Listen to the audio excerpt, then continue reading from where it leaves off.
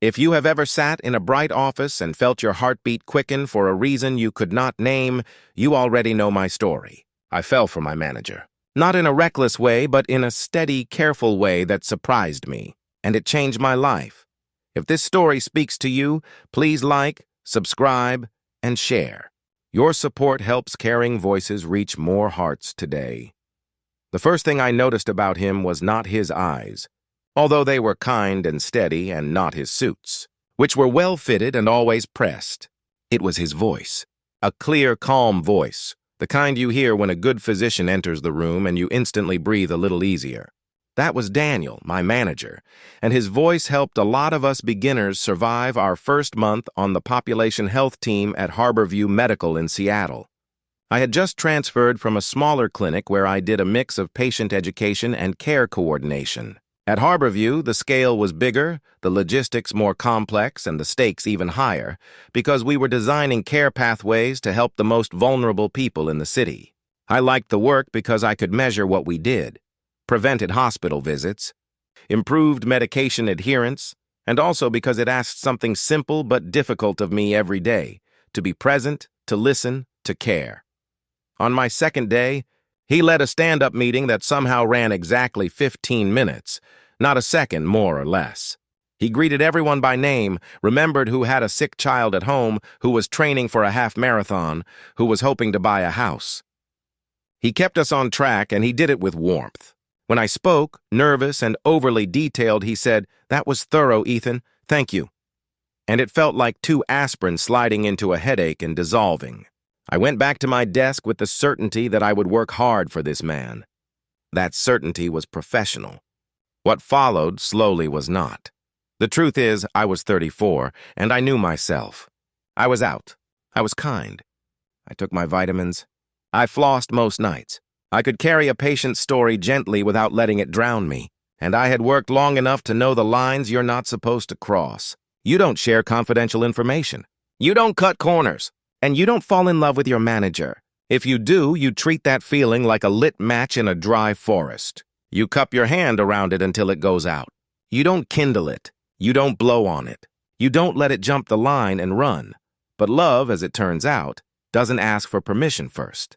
It just shows up with that quiet, unarguable pulse. It seeped in slowly in the way I noticed him leaning forward when people talked, in the way he logged out of meetings exactly when they finished, and then walked down the hall to see if anyone needed help.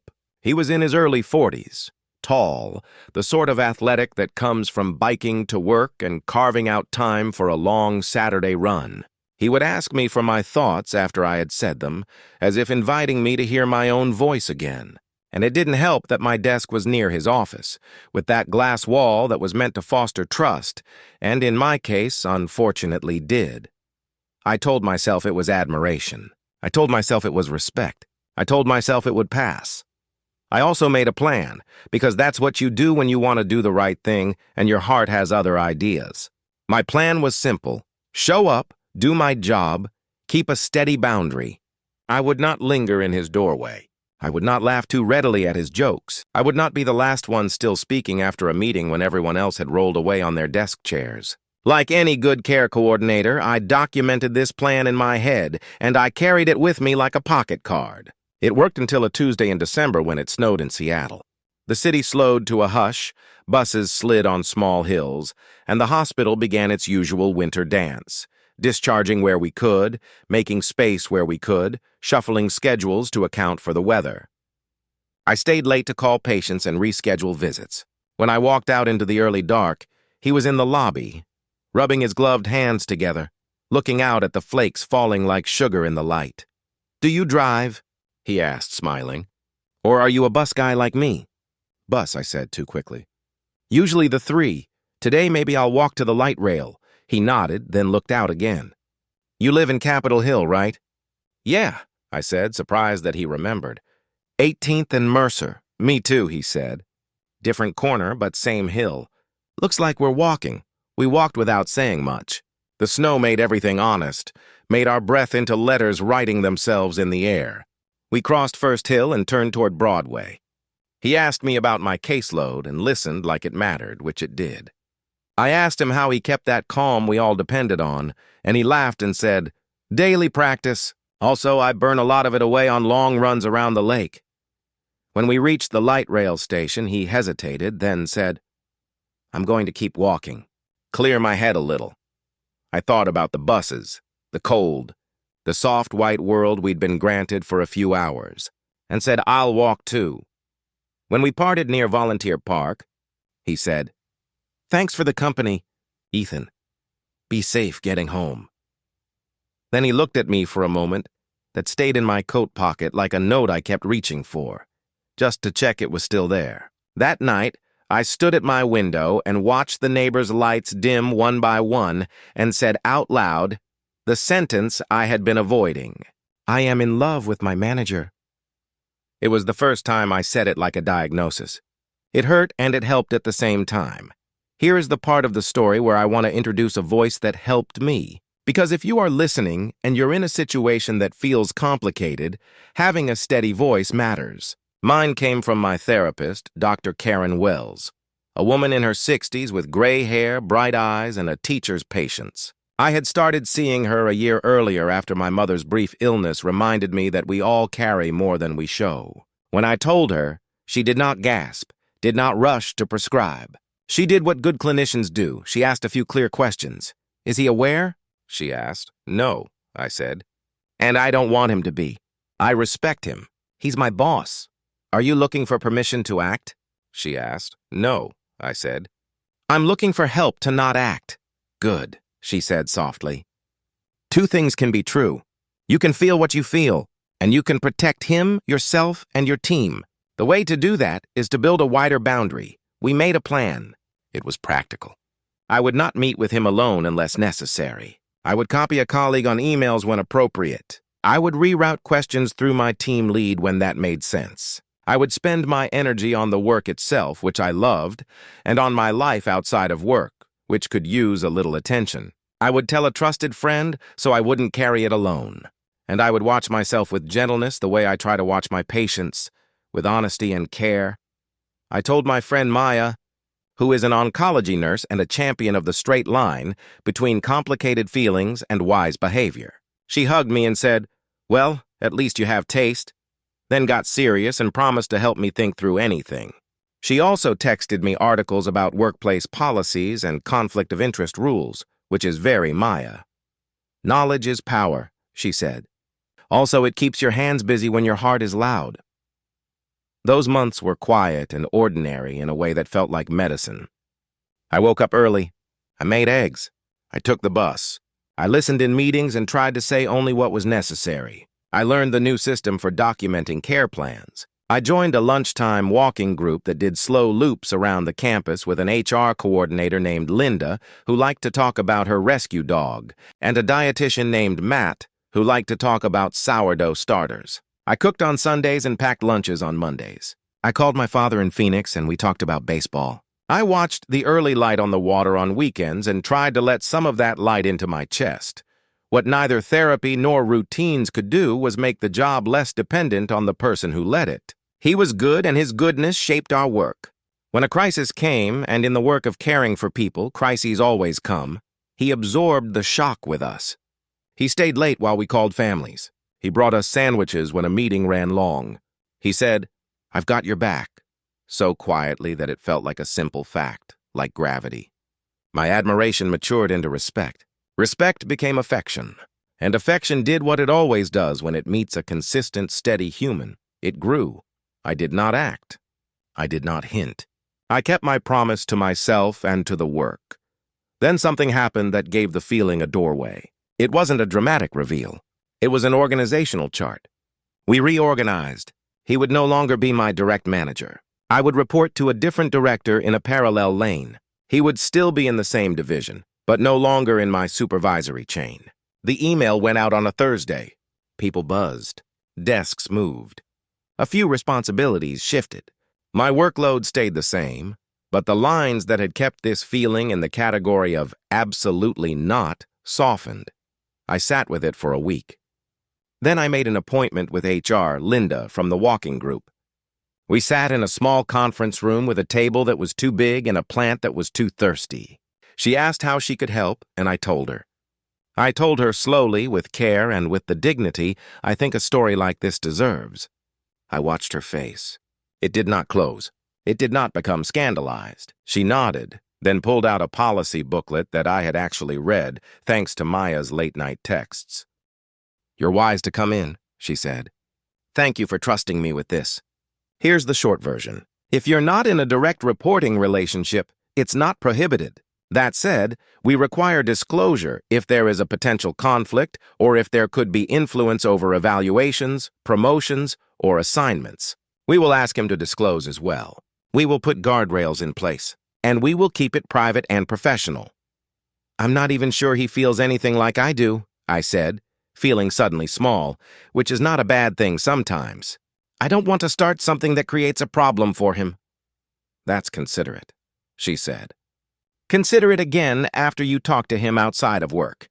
But only after you are not reporting to him. And if something does develop, come back to me right away. We will keep you both safe." That weekend, I walked again in the snow. It didn't snow, but I walked like it did with that quiet step that keeps you from slipping. I rehearsed what I would say and then decided not to rehearse because some conversations do not belong to a script. On a Thursday afternoon, I knocked on his office door with a gentle hand. He looked up. "Ethan," he said, smiling. "What's up? Got a minute?" I asked. He nodded toward the chair. He closed his laptop, which I noticed and appreciated. I'd been moved to the other team 2 weeks earlier. I could feel my heart beating. I could hear it. He must have seen something in my face because he sat more upright. "I wanted to say something," I began. "And I asked HR before coming here because I want to do this right." His eyebrows lifted just slightly, then settled. "I have a lot of respect for you," I said. "And over the last year I developed feelings that I have kept to myself. I did not act on them while I reported to you. I am not telling you to ask for anything. I'm telling you because the reporting relationship has changed, and because pretending nothing is there feels dishonest to me." He looked at me without speaking. He didn't fill the silence quickly, and in that quiet I felt safe. Finally, he spoke softly. "Thank you," he said, "for your care and for the way you handled it. I'm grateful for your integrity." He paused, then looked out at the hallway and back at me. "I'm in a similar place," he said. I noticed. I tried to ignore it. I reminded myself of my role. I respected your work and kept the line, and I wondered often what might happen if the structure shifted. It has shifted. He exhaled. "Would you be open to a coffee off-site after hours? If the answer is no, we keep things professional. If it's yes, we go slowly and we do it ethically. That matters to me," I nodded. "Yes," I said, and felt the word land like a true thing on a table. We met on Saturday at a small place in Capitol Hill that brewed coffee like it was a minor religion and served muffins that would make you forgive a lot about the world. We sat by the window. He wore a navy sweater and a face that was more relaxed than the one he wore at work. I wore my favorite flannel, which Maya calls my comfort shirt. We talked like people do when there is something delicate on the table between them. We told a few stories from our pasts, not everything, just enough to build a bridge we could walk on. We said what we valued. We said what we feared. He said, "I never want our work or our friends at work to be harmed by this." I said, "Me neither." We said it together more than once. Then we decided to do something unglamorous and vital. We would go see HR on Monday. Linda did what she had promised. She printed out the policy. She made a simple plan. He would recuse himself from any conversations that involved my performance or advancement, even though he was no longer my direct manager. We would keep our professional conduct at work impeccable. No affectionate gestures at work. No meetings alone behind closed doors. No using work time for personal matters. If either of us felt the boundaries blurring, we would speak up fast. We signed. We thanked her. She smiled and said something that made me feel like we were adults, stepping into a serious thing with our heads up. "I've worked here a long time," she said. "People fall in love. What matters is how you do it. You're doing it well." We did not rush. He suggested walking dates around Green Lake through Discovery Park, so we could talk without the intensity that can happen when you sit across a small table and nothing else is moving. He asked about my family, and I told him about my mother's laugh and my father's habit of collecting baseball caps. He told me about his sister in Ohio who teaches third grade and sends him pictures of her students' art. He asked about my work, but we kept it general because we wanted to protect the walls of the hospital from our story, and our story from the fluorescent lights. He asked for consent with big things and small ones. "Can I hold your hand?" he asked one evening as we crossed a quiet street. I said yes. Our hands fit like the last piece of a puzzle you thought you had lost. I felt a kind of peace that did not feel like an adrenaline spike.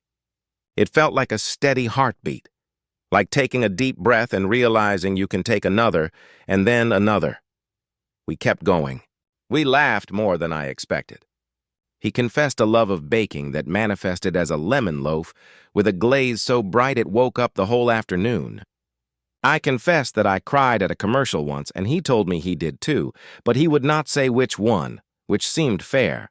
We watched a documentary about the Grand Canyon and decided to plan a vacation in the spring. We did our taxes side by side one Sunday and listened to Ella Fitzgerald as if she were an aunt who happened to be in the next room singing Truth and Joy. At work, we did what we promised. We did not linger by each other's desks. We didn't volunteer for the same committees. When a meeting ended, we said a simple goodbye and went our separate ways. There was dignity in that. There was care. When people in the office found out, because people always do eventually, they mostly nodded and said, "Good for you," and then mentioned a policy they had read or an episode of a TV show with a similar plot line.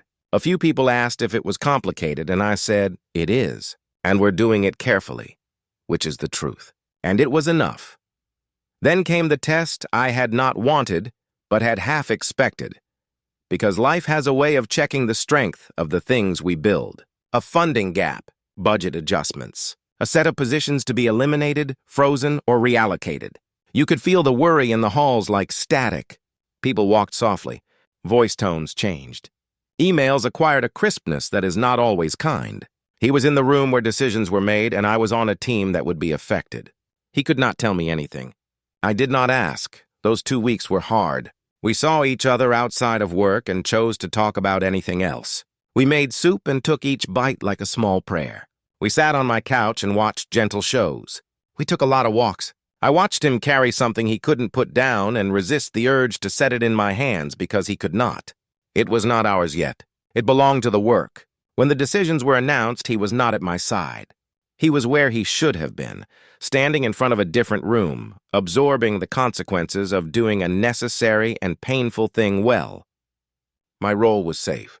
2 roles on my team were consolidated with careful provision for those people. He carried himself with the same calm I had noticed the first time I met him. That night he came over. We sat at the small table by my window.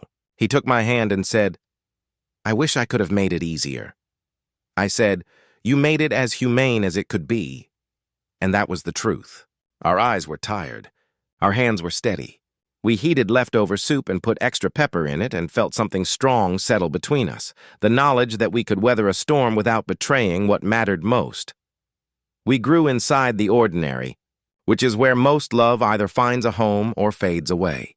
We learned each other's rhythms. He knew I liked quiet in the morning and that I needed coffee before I could pronounce complex words. I knew that he liked to read the news in print on Sundays and that he saved the arts section for last as if it were dessert. We made small systems, a basket for keys by the door, a list on the fridge for when one of us finished the butter. We kept dating each other, even after we knew we were going to keep going.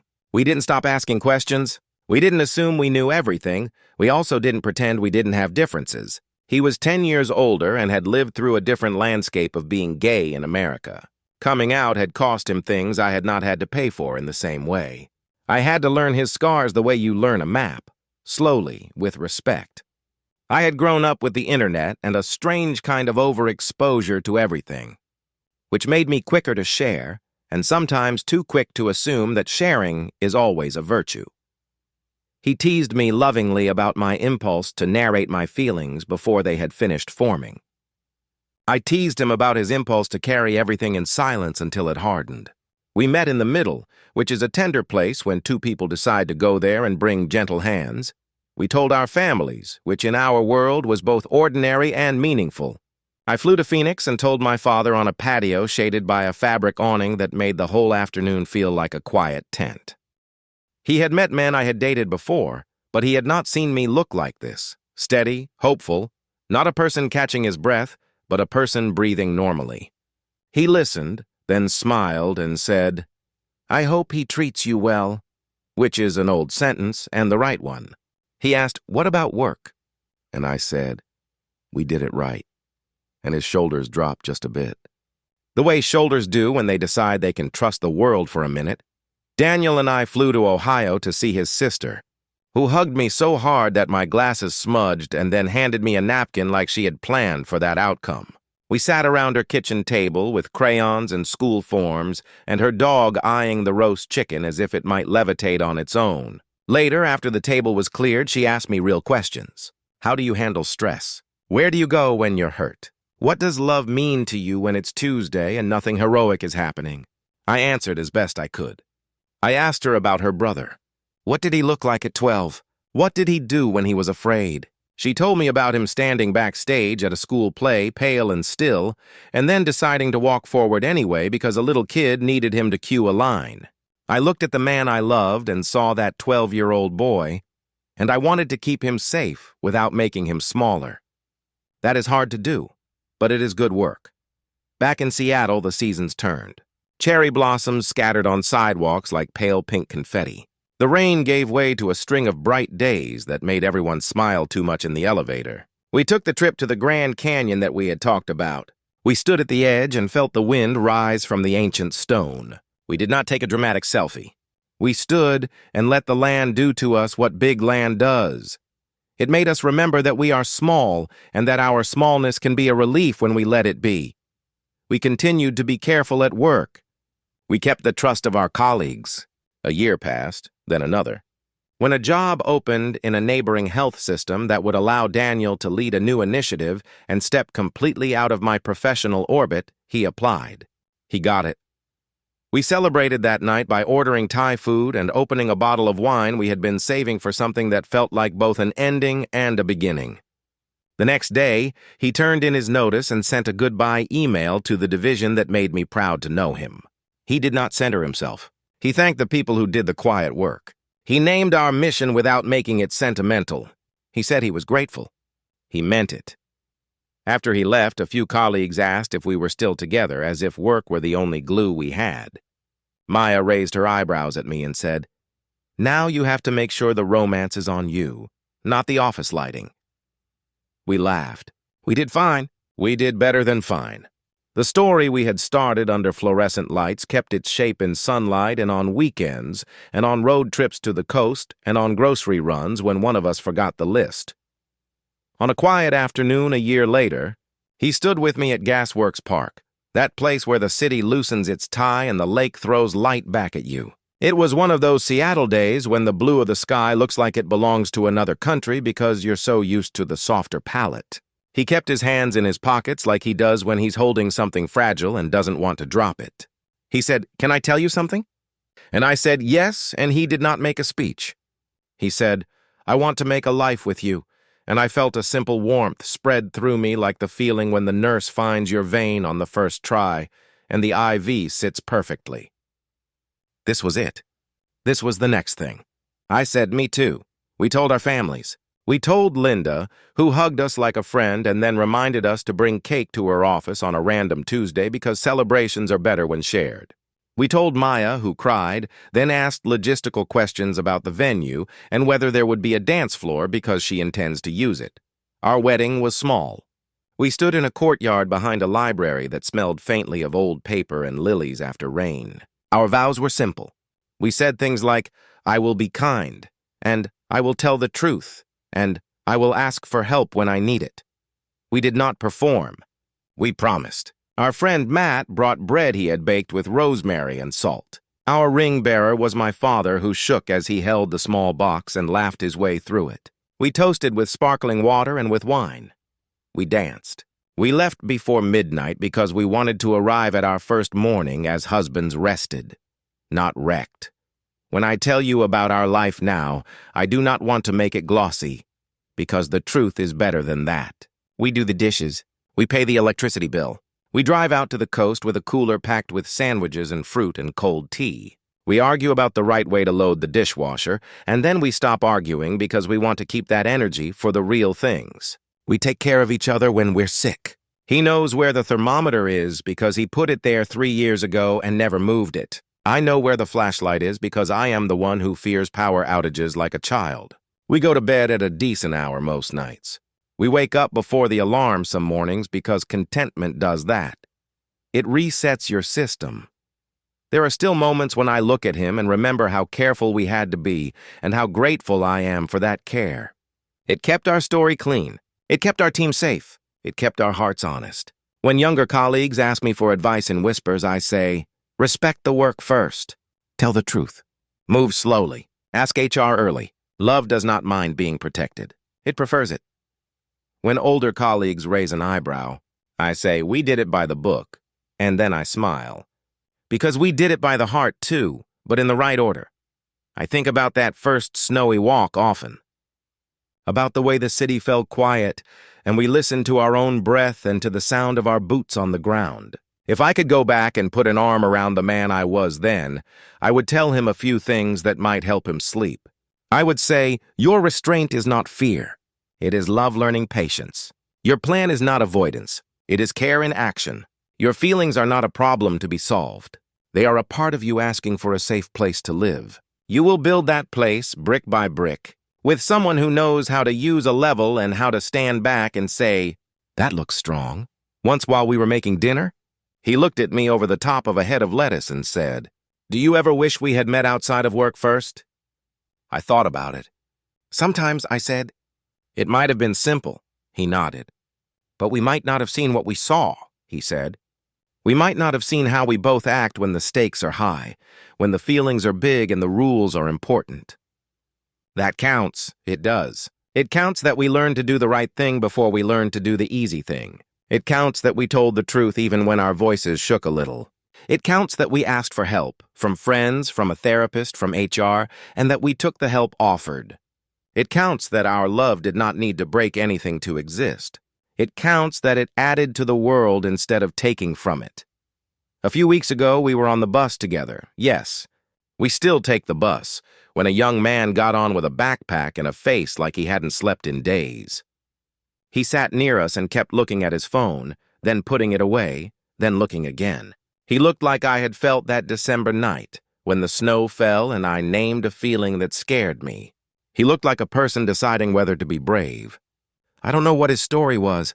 I don't know who he was choosing or what, but he looked up once and saw us. 2 men in heavy coats, knee to knee, talking about whether we had enough olive oil at home, and his face softened, just a little, like a tight muscle that had been clenched all day and finally got the message to release. Maybe he saw something ordinary and felt permission to breathe. Maybe he didn't notice us at all, and the change in his face belonged to a text from a friend. Either way, we were there. Part of the quiet good in a city full of strangers.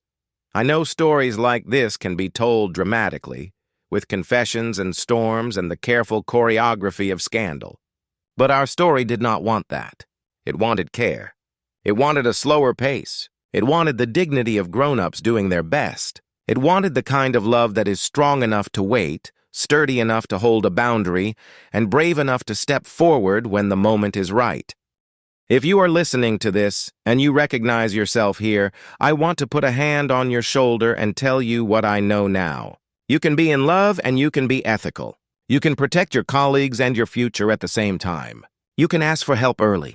You can choose to walk instead of run. And the love that is worthy of you will not ask you to break what you swore to protect. It will understand that care is not the enemy of passion. It is its foundation. Sometimes we lie in bed on Sunday mornings and listen to the city waking up. A garbage truck sighs in the alley. A dog barks twice and then quiets. Rain thinks about coming and then decides to wait an hour. I look over at him and see a person I chose after a year of paying attention. I see a person who chose me after a year of watching me do my work and be myself without needing to be seen. That matters to me. It means something simple and rare. I am in love with my manager, I once said, afraid of the shape of that sentence and what it might do if it got out. Now, the sentence has changed, even though the heart of it has not. I am in love with a man who used to be my manager. I am in love with a man who listens before he speaks, who reads me well without assuming he knows everything, who adds goodness to the rooms he walks into. I am in love with a man who wanted to do the right thing so much that he was willing to wait. That is the story. Not a scandal, not a secret, not a warning. A story about care. There's a drawer by our sink where we keep things that don't belong anywhere else. Measuring tape, rubber bands, packets of soy sauce, a tiny screwdriver. When we can't find something, we check that drawer. Sometimes love is like that drawer. It holds things that don't have another name yet. It keeps them safe until you know what to call them. I didn't know what to call what I felt for Daniel at first. Now I do. I call it home. One last thing, because the careful voice in me likes to finish the chart. If you are in a similar place, name your feeling. Make a plan. Tell one wise person. Talk to HR. Protect your work. Protect each other. And if you both choose each other, do it with your eyes open and your hands steady. The seconds of your life are precious. Let love make them more honest, not more complicated. That is what it did for me. That is what it still does every morning when he turns, half asleep, and finds my hand without even looking.